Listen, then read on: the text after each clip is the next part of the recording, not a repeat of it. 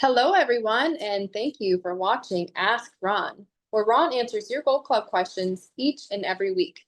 My name is Jesse, and I've got Ron here ready to answer your questions. Yep. I'm working hard on my Structuring Your Empire class coming up on June the 4th and 5th. So, guys, you want to write that down first. It's free. It's 2 days. It's going to be with Bob Bloom, the attorney we send our students to get their state and asset protection and estate plan done. So June the 4th and 5th, and we won't start till 11 a.m. You're welcome, Californians. Don't have to get out of bed early. How do they get to it? All you gotta do is check out the link below, and you'll find out more information on Structure Empire. And again, that's June 4th and June 5th of next week. Got it. That's 11 a.m. to 6 p.m. Eastern time.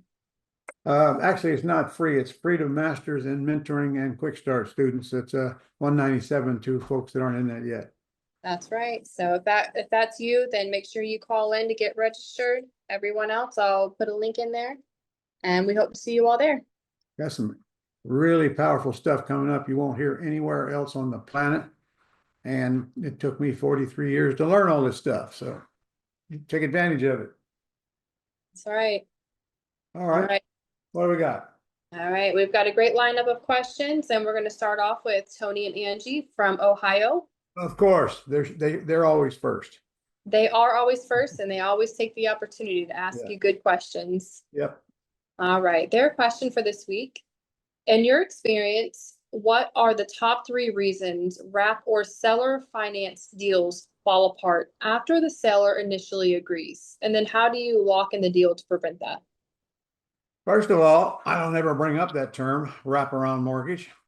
I just write the contract that it's going to be a wrap, and I don't ever remember discussing with anybody what that means. And it tells me that you are likely creating your own problems with what comes out of your mouth. All they need to know is that they're getting X number of dollars, X number a month for X number of term. They don't need to know anything else. So quit creating seminars where you have to answer questions like this. But, I don't know why they're falling apart, but my experience tells me it's probably a self-inflicted problem on you. And I'm just guessing. When you buy a house from a seller and you take it subject to, that's the one you should be aware of. Wraparound mortgage, they can prove that they're getting enough money to wash out their underlying debt. They can't with the subject to deal. And if they want to go get a loan sometime in the future, their loans are going to stay out there a long time till you get it paid off, and that's probably going to affect their debt ratio. So I just write it up, and all they need to know is what they're getting out of it. All right, next up we have Jennifer from Texas. Mm-hmm. Hi, Ron. I'm just getting started with wholesaling in the Dallas area. What is the best way to build credibility with sellers when I don't have a track record yet? And then how do I overcome their concerns about working with a new investor? Okay. First of all, you don't need no kit to get people to believe you.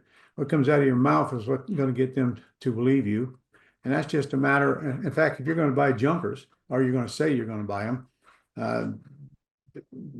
you don't have to tell, the conversation should never come up with what you're going to do with that house after you buy it. And in fact, you probably won't be buying it. You'll probably be assigning your contract, assuming Texas is not one of the states that has banned assigning contracts. And I don't think it is. You can go on Google and find out that answer. So all cash deals are ain't hardly any negotiating to it. I mean, do you have a problem? If you do, probably take a look at what you're doing. You're paying all cash, or you're agreeing to pay all cash for people. That's very easy negotiating. If I pay you all cash and close quickly, what's the least you could accept? Is that the best you can do? So you're telling me then that if I don't pay you that, you can't sell me your house today? And that's it. That's it. In fact, hardly any negotiation to it. You just agree upon a price. And if you don't, in fact, I'm going to look at one in a little while here. They're asking 140 for it. It's worth 245. It needs very little work. And Adel went out and found the deal from one of the leads that came in from our marketing. And that's going to be a wholesale deal. So Unfortunately, most people in the beginning create their own problems by what comes out of your mouth. And you should read now on a wholesale, on an all cash deal, you don't need my script. You just need to ask them what's the least they'll take and let them. I remember we ask questions and then we answer questions with questions. What's the least you'll take? Easy. On the other selling side, you don't need to worry about negotiating anything. You set the price and you just watch what's going to happen when you let the world know you got a house that they can buy and fix up and sell and make a profit on. You're selling them a business opportunity. You do not have to beg them. In fact, it's just the opposite. You know, they got to beg you to buy the property. And there's so many, you got a lot of people doing deals in Dallas right now, always have actually. But don't make them simple. Don't make them so darn hard to do. I mean, I can do them in my sleep. I can be doing something else and do a wholesale deal at the same time. Well, they're the easiest deals you're ever going to do.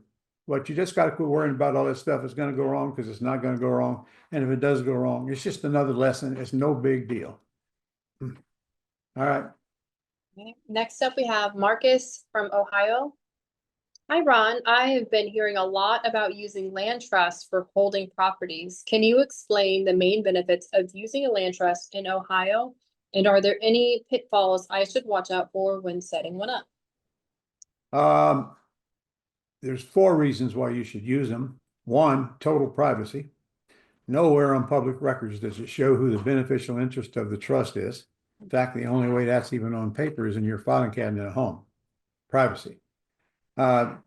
Secondly, is ease of transfer. If I own a house in a trust and you want to buy that house, I can assign the trust to you. And now you own the trust that owns the house. Now that is a taxable event, has to be reported to your CPA at the end of the year. But think about it. The trust is already recorded downtown and you're not creating a new trust. You're just assigning this trust, okay? And your buyer is your beneficial interest. Of course, that's assuming that they're investors and they've been schooled on land trust, because if they're owner occupants, I wouldn't even go there because they'll think it's a scam for sure. Never heard anything like that. And I give the investor wants to buy a house from me, I'll give them a choice. You can buy my trust, or I can deed you the house and you pay the closing costs. When you buy my trust, there are no closing costs.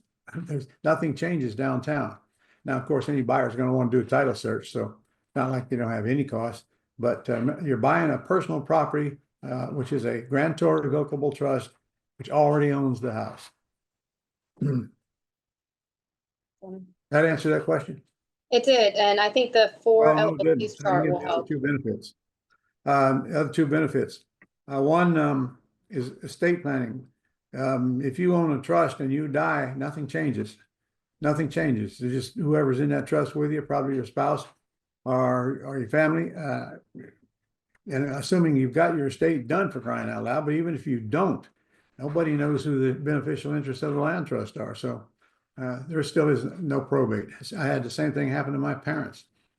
My mom died, and I had a warranty deed to trustee on my desk that just needed to be recorded. It did not get recorded before she died. Therefore, it is absolutely worthless. You can't get a deed from a dead person. That's worthless. So now we went. Now when my dad died, about several years later, I had already put it in a trust by then. So 4 of us children, I just simply sold the house and gave all 4 of us an equal share. Didn't have any problems, no probate, none of that junk.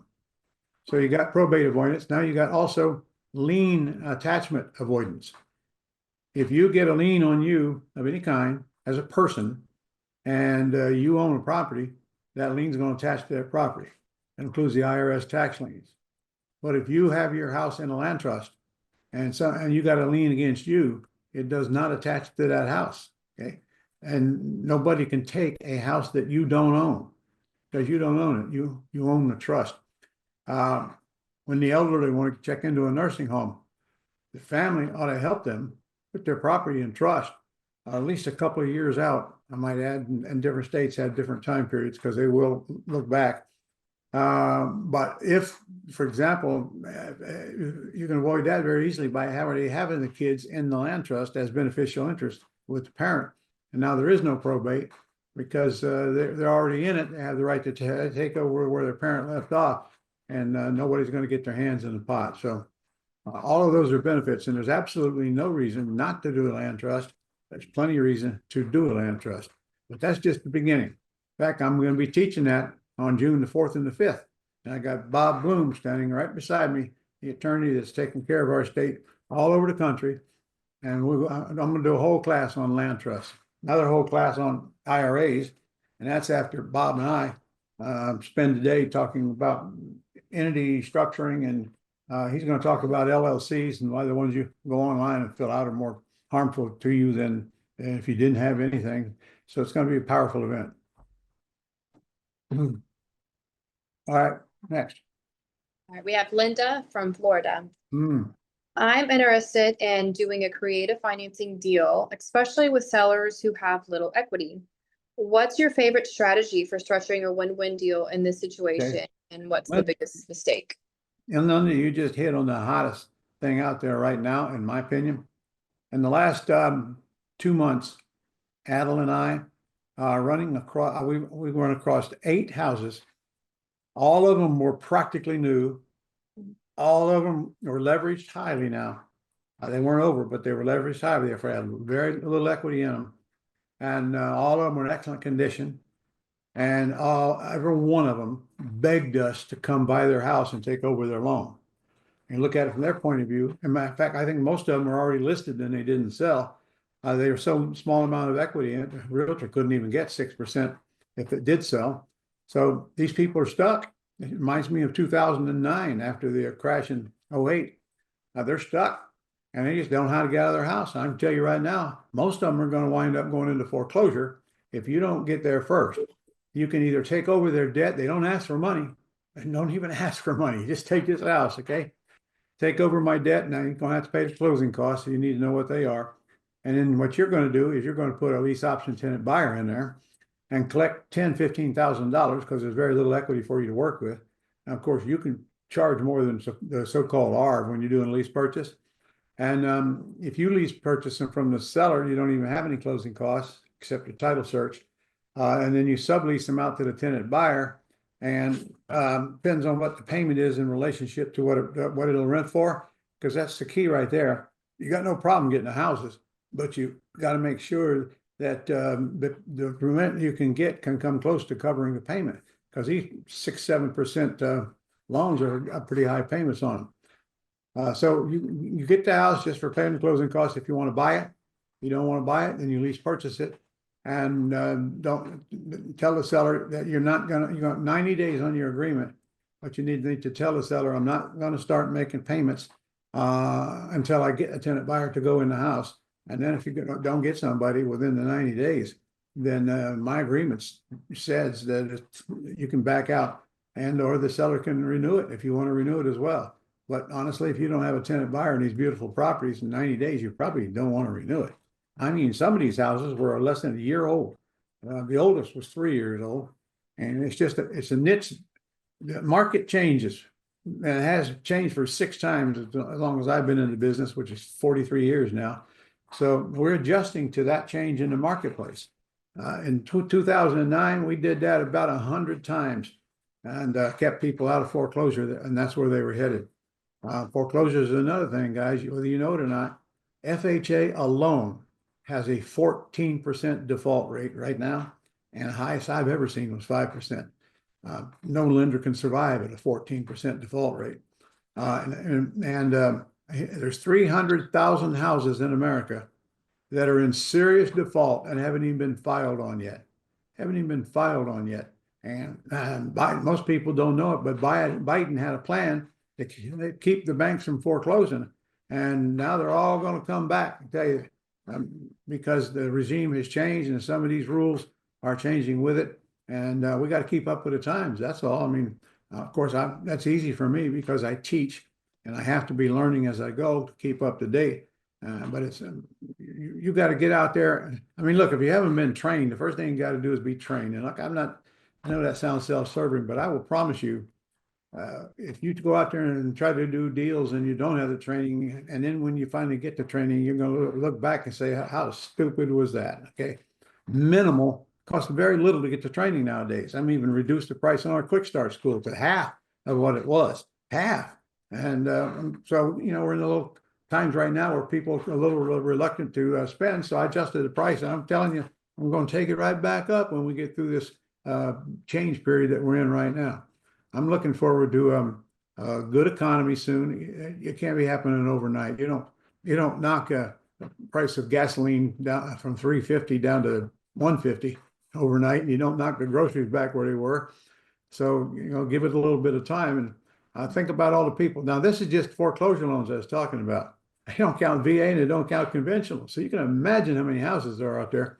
And same issue. These people that we're talking about right now are not over leveraged, but they might as well be because they can't sell a house any other way and they don't know how to do it on their own. And we're talking about FSBOs here, you see. FSBOs don't know what we know. Okay, so they have to be smart enough to be able to write the contract and then be able to figure out what to do with it after they write it and pre-screen their buyers before they mess around with them. And that's just not the world of FSBO. So right now, a bunch of easy targets out there. Is there low equity houses? Incidentally, if you're watching this, you've already been exposed to the new Dreams Pro system that we've got. And so you can pick your mailing list. Okay, one of those criteria is low equity houses. And you just pick out where you want them. And then you pick out what the minimum bedrooms, the minimum baths are, minimum square feet is. And that's the list you pull. Now, we got VAs right now, they'll even call that list for you. Cold call that list and talk to the seller and fill out the sheet for you and then get it to you, which you couldn't pay me to do. They have to call hundreds of people to get a deal, but they do it very quickly. That's one group of VAs we got. And then we got the other group to do everything else for you, which is called a property information sheet. When you get it, I don't tell you the truth, I don't even know if this company we just partnered up with fills out the property information sheet. Do you know, Jesse? I'm not sure. I do know Adel is doing a training June 11th at 2 p.m. So maybe note that down or just give the office a call. Why don't you put that bug in his ear? Let's find out. Okay. Before that happens.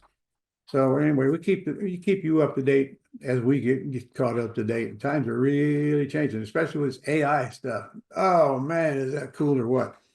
It's already changed the world. Somebody said that AIs are going to be a bigger invention than the internet itself.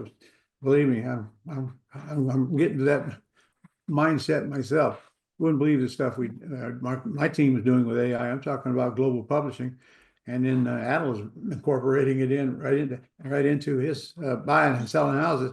In fact, he's created dozen or 2 dozen or whatever front end ads to put out there and get them to call, and it was all done by AI. In fact, they made 2 songs about me on AI. We didn't write the song, we didn't sing the song, and probably the guy's got a good voice. It's too bad he's not human. Everything's going to AI. I better shut up. I'm doing a seminar here this morning. What's next? Let's see. Linda was it. So that was all of our questions for this week. Okay. Did I answer them all? You sure did. Okay. All right, guys. Make a note right now. June 4th and 5th. It's virtual. It's 11 to 6 Eastern Standard Time. It's either free or $197. You go up, click, and you'll find out which is true. And anything you can think of that you have a question about, anything to do with asset protection, entity structuring, tax reduction, and corporations. Kind of take some time and write it down. You got plenty of time. If you think about it, by the way, if you think about it, you got to record it immediately or you'll forget it. Look here, I got one of them phones as well as you have. I use this thing every day. And here's how I use it. So simple, so simple. Change your life because people make promises they can't keep. Like I just told Jesse that I'd be on here at whatever time. I totally forgot about it. Okay. I was in here busy creating. So here's how you do it. Hey Siri. Hey Siri. Remind me to do blah, blah, blah, blah, blah tomorrow at 4 p.m. Okay. She wrote it just like I said. It says, do blah, blah, blah, blah, 4 p.m. tomorrow. Okay.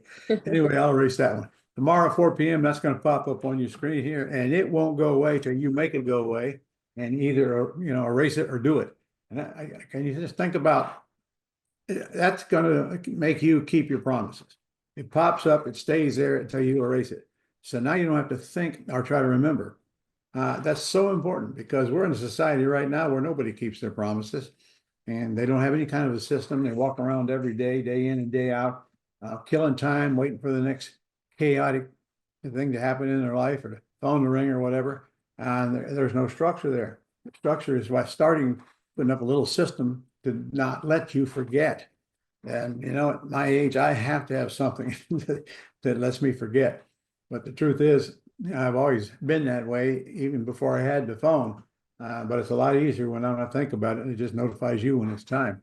Just that one little thing can change the way you live. I promise you, because you keep your promises and you hold other people, keep them accountable to keep their promises to you by just putting a note on there, and it'll pop up and tell you, let's see, has John Smith responded to me yet? Whatever, and then you act on it, and you're done with it.